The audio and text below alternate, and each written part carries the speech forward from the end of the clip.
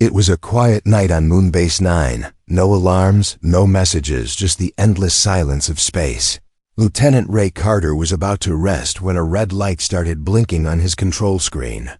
It was a distress signal, weak but constant. A ship had crash-landed 2 miles from the base. No ID, no call sign, just a strange echo in the transmission. Ray grabbed his helmet, checked his oxygen level, and stepped out into the dusty, cold night. He moved carefully, each step slow and steady. The moon's surface was rough, scattered with rocks, but in the distance, he saw it a small silver ship, half buried in a crater. Steam hissed from its broken engines as he got closer. He noticed the ship didn't look human-made. Its body was smooth like glass, but breathing. There were no windows, only one dark entrance shaped like a mouth. Ray raised his scanner. No. Signs of life, he whispered, but the words felt wrong. He walked inside, flashlight in hand. The hallway was alive, the walls pulsing softly. The air smelled like metal and flowers, sweet and sharp. Then he saw her. She was sitting on the floor, back against the wall. She looked like a young woman, long black hair, pale blue skin, and eyes that glowed in the dark. Her body shimmered like water under light. She wasn't crying, but her face was full of sadness. "Are you hurt?" Ray asked, stepping forward. She looked up slowly and nodded. Her lips moved, but the sound that came out was perfect English. "I didn't mean to come here," she said. "They will follow." Ray froze. "Who will follow?" he asked, but before she could answer, the walls trembled. A strange wet sound echoed through the ship, like something slurping noodles. Ray turned around, flashlight shaking in his hand. Nothing was there, but the sound kept moving. Closer, louder. Hungrier. "I have to take you to safety," Ray said. He reached out his hand. She touched his glove gently, but in that second, his suit began to melt. The fabric sizzled as if acid was eating it. Ray jumped back in shock. "What the hell?" he shouted. The girl's face changed. Her smile no longer gentle. It stretched too wide. Her teeth too sharp. He stumbled out of the ship, falling to his knees in the dust. His heart pounded like drums. As he looked back, the girl was standing in the entrance, her body glowing brighter now. Her eyes locked on him. "Ray," she whispered. He hadn't told her his name back at the base. Ray ran straight to the security room. He showed the footage to his commander, but there was nothing. On the recording, no girl, no sound, not even the inside of the ship. Just Ray, talking to the air. "You need rest," his commander said. "You've been on shift too long." But Ray knew what he saw. That girl was real, and she knew him that night. As he lay in bed, trying to make sense of it, he heard something, not with his ears, but in his mind. A soft, slurping sound. Then a voice, sweet and cold. "You saw me, Ray. Now I see you." He sat up, gasping for breath. His hands were shaking. And outside his window, far across the moon's surface, he saw a shadow moving. It was walking toward the base. Slowly, patiently, Ray turned away, but the voice returned. "I didn't crash. I came here for you." His screen blinked again. Another red light. Another signal. But this time, it was coming from inside the base. Ray's nightmare had just begun. Ray Carter woke up screaming, but there was no sound. His voice was stuck, like his throat had frozen in place. The room was dark, too dark, even. With the emergency lights on, something had changed. He felt it in the air, heavy, thick, like breathing through fog. He reached for his helmet and checked the oxygen level. Everything read normal, but he didn't believe it. He had seen her, touched her, and now something inside him didn't feel human anymore. The base was silent, too silent. He stepped into the hallway, empty, but halfway down. The motion sensor lights turned on by themselves, one by one. Click, click, click. As if someone was walking right behind him. He turned fast. No one there. But the lights stayed on, still glowing. Ray hurried to the comms room. He had to report what he saw, what he felt. But when he entered, he stopped cold. The screen was filled with static. Every channel was dead, except one. A signal was playing on loop. A strange pattern of clicking and whispering. He ran it through the translator. The screen blinked, then displayed one word. Feed. Ray stepped back, his breathing fast. Then, he noticed something. His hand, where the alien girl had touched his glove. His skin was changing, pale blue veins moving under it, like tiny worms just under the surface. He grabbed the scalpel and sliced a piece of skin. No blood, only black liquid oozed out like ink. He screamed in horror. He was changing. She had done something to him. Just then, the door slammed shut. He turned, heart pounding. The lights flickered, and that sound came again. Wet, slurping. Slow, like lips sucking on wet spaghetti. The screen blinked again. New message. She is inside. Ray picked up his weapon. A small energy blaster. He moved carefully. Every corner, every shadow felt alive. He opened the door and stepped into the hallway. Then he heard someone crying. It was a soft, painful sob. It was coming from the storage bay. Ray followed the sound, weapon raised. When he entered, he stopped. One of his crew members, Daniels, was kneeling in the corner, head down, shaking. Daniels? Ray whispered. No response. He stepped closer. Daniels, are you? Daniels turned around. His face was gone, just a hole. A smooth, sucking hole where his mouth and nose should be. The sound came again. Slurp, slurp. His body collapsed like jelly. A dark shape rose behind him. She was there, the alien girl. Her eyes glowing, hair floating as if underwater. She opened her mouth and spoke. But the words weren't human. They echoed like music, and Ray's weapon melted in his hand. He ran down the hallway, through the lab, past the sleeping quarters. He didn't look back, because he could feel her following. Not walking, not running, just sliding. He locked himself in the tech lab, barricaded the door, grabbed the recorder and started speaking. This is LT, Ray Carter, he whispered. If you find this, don't trust anything that looks human. She's not what she seems. She's in our minds, she's in our blood, and I think she's multiplying. Just then, the screen lit up, camera 3 active. Ray tapped the feed. It showed the main hallway, empty at first, then something crawling across the wall, thin, fast, long-limbed. A new voice spoke through the speaker, sweet and soft. Ray, she said, you were the first, but you won't be the last. Then the screen turned black and the lights went out. Ray Carter didn't sleep that night, not even for a second. His eyes stared at the dark ceiling of the tech lab. The lights were off, but his mind was lit with fear. He kept hearing her voice, not loud, but like a song behind his heartbeat. You were made for this, Ray, she kept saying. You're part of me now. Ray opened his eyes and whispered. No, I'm not. He pulled himself up, muscles aching, skin burning. Whatever she had done to him, it wasn't over. But maybe, just maybe, he could still fight it. He connected to the base archives, old files, restricted data, dusty folders. Locked with passwords, he bypassed them all, and then he found it. A file called Project Siren Classified BioAsset 01. He clicked it open. The screen loaded a black and white video. A lab, full of doctors in hazmat suits. In the center her, same glowing eyes. Same blue skin, but smaller, younger, and locked inside a glass tank. She didn't cry. She just stared at the camera. Watching, listening, waiting. The voice of a scientist played over the footage. Subject 01 shows accelerated growth. She can mimic human behavior within hours.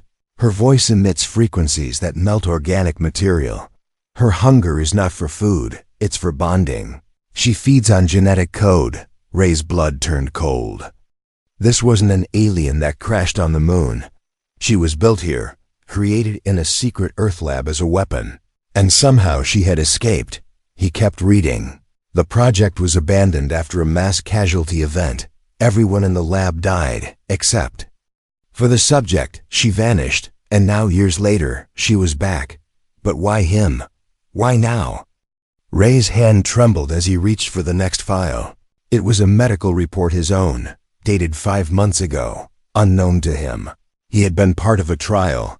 Injections marked as routine vitamins were not what they seemed. They were genetic. Markers, activators for Project Siren. Ray wasn't just a soldier. He was her target, chosen, designed, and planted. She wasn't hunting him. She was calling him home. Suddenly, the lights blinked. An alarm buzzed softly. Camera 5 motion detected. Ray tapped the feed. The airlock was open. Something had entered the base. He grabbed his jacket and a scanner. If he wanted answers, he had to face her again. He followed the signals through the service tunnel deeper and deeper underground until he found something he never expected. A hatch hidden behind a loose wall panel. The scanner flashed red. Radiation low, life signs present. He opened the hatch and climbed down. Below the base, in a chamber no one had touched for years, he saw them, tanks, rows and rows of them, inside copies. Dozens of alien girls floating in blue liquid, all with glowing eyes, all just like her. Ray stepped forward, but then the voice returned. "You found my sisters," she whispered. "They're not awake yet, but they will be." He turned around. She stood behind him. Her feet didn't touch the floor. Her body flickered like a hologram. "You lied," Ray said. "You weren't alone. You planned this." She smiled. "It was never about escaping. It was about evolution." Ray raised his scanner. "I'll shut this down, all of it." She moved closer. "You're too late. You're part of the code now." Suddenly, one of the tanks cracked, then another. The chamber began to shake. Screams echoed from the liquid, high, sharp, and unnatural. Ray ran. Climbing back to the upper levels, he didn't look back. Because he knew what he'd see. Her army was waking up. Back in the command room, he sealed the lower hatch, set it to self-destruct in 12 hours. That was all the time he had, to warn Earth, to find help, to stop what he helped create. But as he sent the emergency signal, his screen glitched. Her voice came again, soft, warm, inside his brain. "You can't destroy what's inside you, Ray, because I am already in your blood." Ray Carter hadn't spoken in hours. He sat alone in the control room, eyes locked on the screen. Outside, the moon was silent, cold, still, but inside the base, it felt like something was breathing. Something that wasn't him. He hadn't slept. Not since he found the lab full of floating bodies. Not since she spoke to him inside his mind. His hand moved slowly to the comm system. He tried to send a message, but all the words vanished as soon as he typed them. Each letter replaced by the same 3 characters. Salu shut the console off. Heart racing. That word again. Slurp, like the sound her mouth made. The sound that haunted his every thought. He pressed a button on his wrist scanner, ran a body scan. The results came back wrong. His vocal cords were changing, like they were learning how to sing like her. Ray stood up and staggered to the med bay. He had to find a way to stop this. But halfway through the hallway, he heard it. Music, not like a song, more like a vibration inside his bones. It was soft, almost like a whisper, but it pulled him. It called to him. His vision blurred. Walls moved like waves. Lights pulsed in rhythm with the sound. Then she appeared, not in front of him, but in every reflection. The glass screen, the metal doors, the smooth surface of the wall. Her face was everywhere, smiling, glowing, alive. "You hear me now," she said. "I don't need to speak. You've already learned my language." Ray grabbed his head, falling to the ground. The sound inside him grew louder, a high-pitched hum that made his teeth vibrate, then silence. He opened his eyes and found himself in a different place. The moon base was gone. He was inside a strange white room, floating, no gravity, no walls, just her, standing above him, wearing his uniform, smiling like she had always owned it. "This is your memory," she said. "I'm rewriting it. Do you like it?" Ray screamed, but no sound came out. She leaned in closer, whispered directly into his mind. "Your voice is mine now." Suddenly, Ray was back in the hallway, sweating, gasping for air. But now he was humming. Not just any hum, her song. He slammed his fist against the wall. "I won't be your puppet," he shouted. The lights shattered above him. The music stopped. For a moment, she was gone. He ran to the lab, started building a jammer, an old device used for frequency blocking. If her weapon was sound, he needed silence. Real silence. Hours passed. Ray worked with shaking hands. The device sparked but held together. He wired it through the base speaker system, set the range, then hit the switch. A sharp pulse echoed through the base. All sound vanished. Total stillness. Even his own breath felt trapped. And then she screamed, not through a speaker, but through his skull. The silence was hurting her. Ray dropped to one knee, blood running from his nose, but she was weakening. He saw it on the screens, the clones in the lab were shaking, unstable, melting, failing. But the silence had a cost. Ray felt his heart slow, his body shutting down, like it needed her voice to stay alive, like he was becoming one of them. He reached for the dial, reduced the jammer just a bit, let the world make a little sound again, enough to breathe, but not enough for her to sing. The base systems came back online, and with them an old file appeared, one Ray had never seen, labeled Siren Protocol Backup Host. He opened it. The screen showed a name, Raymond Carter. He stared, frozen. She didn't choose him by accident. He was the backup, the genetic copy, the final version. She's not just in your mind, the system said. She is you. It started with a heartbeat, not Ray's. Something else, something deeper, coming from below the base. Under the moon's surface, he stood at the control panel, watching the floor shake gently. The heartbeat was slow but growing louder. Boom, boom. Boom, like the moon had a heart, and it had just woken up. Ray checked the readings. No earthquakes, no drills, just life signals. Thousands of them, all moving in perfect rhythm, all connected to her. She was not just a creature. She was a system, a queen. And she wasn't alone anymore. Ray pulled up the old map of the underground tunnels. The base had once been part of a mining operation, but parts of it had been sealed off, forgotten. Now those tunnels were active again, and something was crawling through them. He grabbed his blaster, slung the jammer on his back, and went down, one level at a time, deeper into the dark. The lights flickered. The air got thick. The heartbeat got louder. His own body began to match the rhythm. He passed the old med lab. Inside, walls were covered with black slime, like veins pulsing with each thump. Then he heard whispers. Not words, just soft breathing. In his ears. They weren't hers. They were the others, the ones she had made. He turned a corner and stopped. The hallway ahead was filled, shapes crawling upside down on the ceiling. Thin arms, glowing eyes, dozens of them, moving like spiders, silent but watching. Ray took a step back. His boot hit something soft. He looked down. A face, one of the base engineers, melted into the floor, eyes still blinking, not dead, just digested. The creatures didn't attack. They just moved aside, letting Ray pass. Like they knew he was meant to go deeper. He reached the final door. Behind it was the hive, the place where she was born and reborn. He opened it, and the sound hit him like a wave, wet, thick, and alive. The slurping was louder here. Not one voice, but hundreds, maybe thousands. The hive wasn't just a room. It was a living machine. Walls made of tissue, floors breathing, eggs pulsing in slime stacked like towers.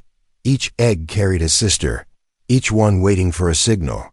And in the center, floating above a black pool, the queen, twice her size now, glowing brighter. Her body a perfect blend of human and alien, her mouth moving, but her song only inside his head. You came back, she said. You were always meant to return. Ray aimed his blaster. I came to end this, she laughed. You can't destroy me, Ray, because you are me. He pulled the trigger. The beam hit her square in the chest. Her body exploded into mist, but the laughter remained.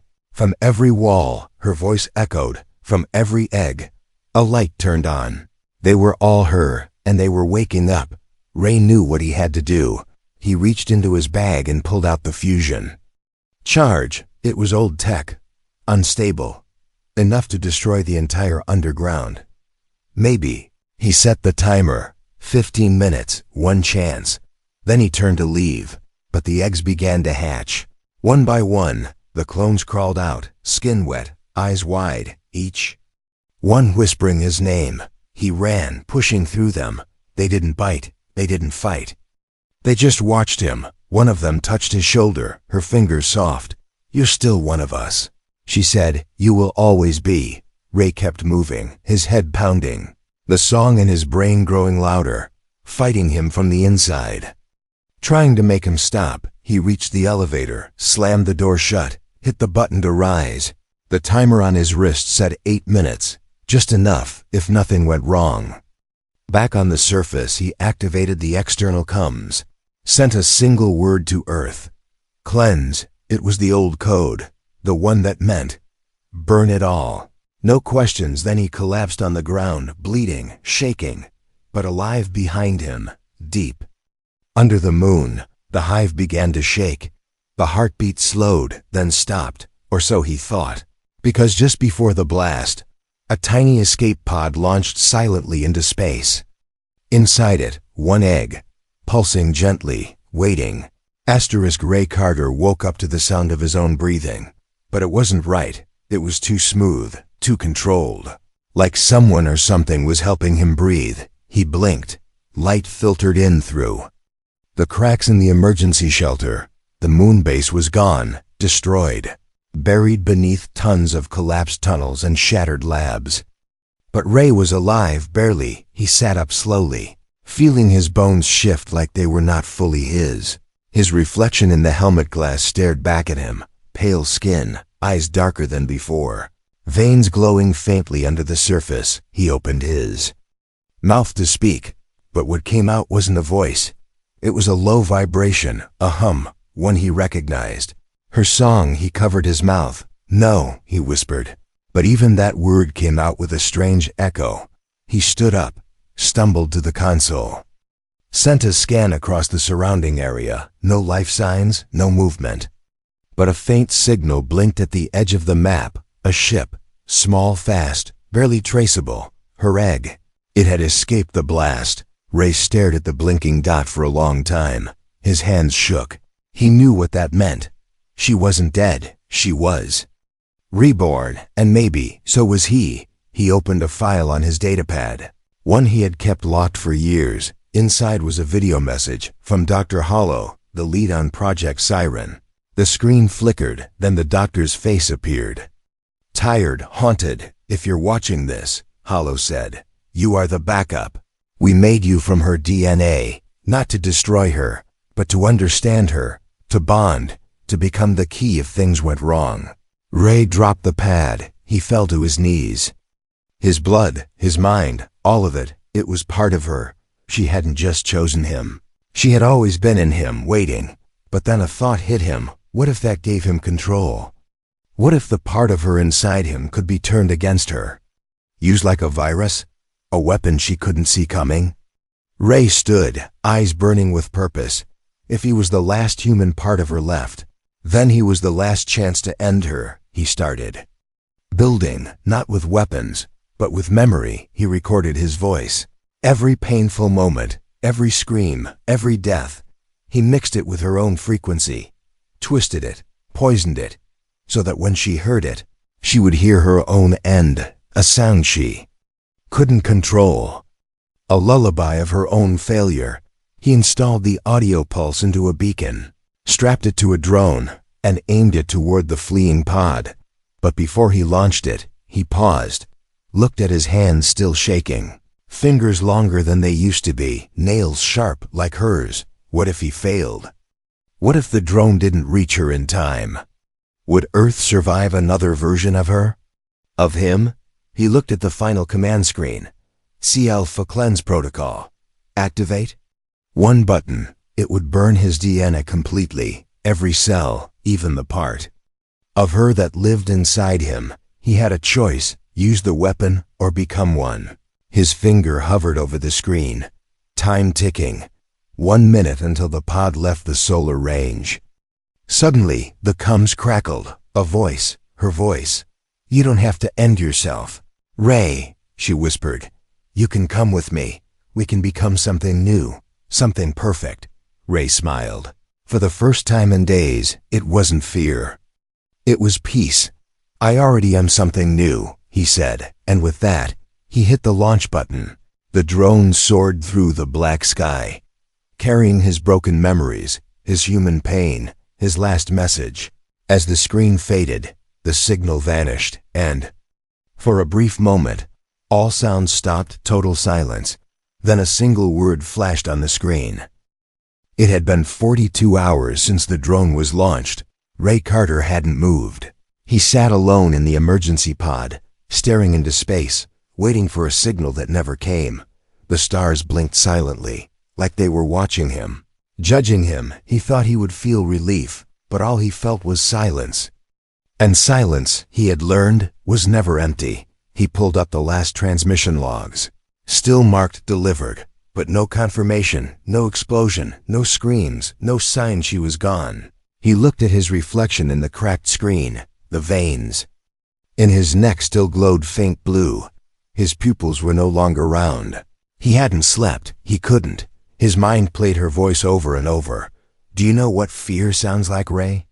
She had once asked. "It sounds like silence before the scream." Suddenly, the pod lights flickered, a slow pulse like a heartbeat. Then a voice, not hers, but something else.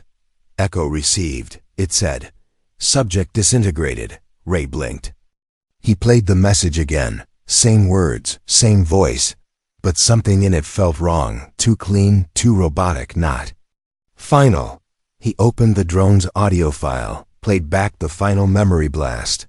It was his scream, mixed with hers, twisted into raw data, but buried deep inside, he heard something else. A whisper, almost hidden. "Ray, I am not the end. I am the beginning." He froze. It wasn't from the file, it was live. Coming from inside his mind again. She had heard the weapon, yes, but she had also learned from it. She had evolved, and now she was inside him. Not in the blood, not in the body, in the thoughts. Ray fell to the ground. His hands shook violently. He pulled a needle from the med kit, stabbed it into his neck. Pain flooded his body, but the voice remained calm. "You're not dying, Ray," she said. "You're transforming," he screamed. His scream echoed inside the small pod, then stopped. Because he realized he wasn't alone. From the shadows at the back of the pod, a small figure stepped out. It looked human, but moved like liquid, eyes dark and glowing, a child no older than 5. But she had his eyes. Ray stared at her, speechless. She tilted her head, smiled. "I was inside the egg," she said. "Not her, me." Ray backed away. "But how?" He whispered. "You were never part of the hive." She nodded. "I was the backup to the backup. The last Echo. You didn't kill her, you gave her a daughter." Ray's heart stopped. For a moment, everything felt still. The silence wasn't empty anymore. It was full of new life, new danger. He reached for the emergency trigger. His finger hovered over the button. One push, and the pod would burn. Everyone inside gone. The child looked up at him. "No more war, Ray," she said. "No more screams, just listen." And then he did. He heard it. A hum. Not a weapon. Not a command, but a song. One he had never heard before. Not hers, not his. The child's, something different, something balanced. Not pain, not control, but peace. Ray lowered his hand. The child smiled again. "You see now," she said. "You are not the destroyer, you are the bridge." He looked at her, and for the first time, he didn't feel fear. He felt something else, hope, maybe, or the illusion of it. Outside the pod, the stars kept blinking, but one of them began to move. A small light, growing brighter. Something was coming, not from Earth, not from the hive, from somewhere unknown. Somewhere older than both. Ray held the child close, whispered to her softly, "What are you?" She smiled and replied, "I'm the answer to your question." The pod lights dimmed. The hum grew louder, and then, All at once,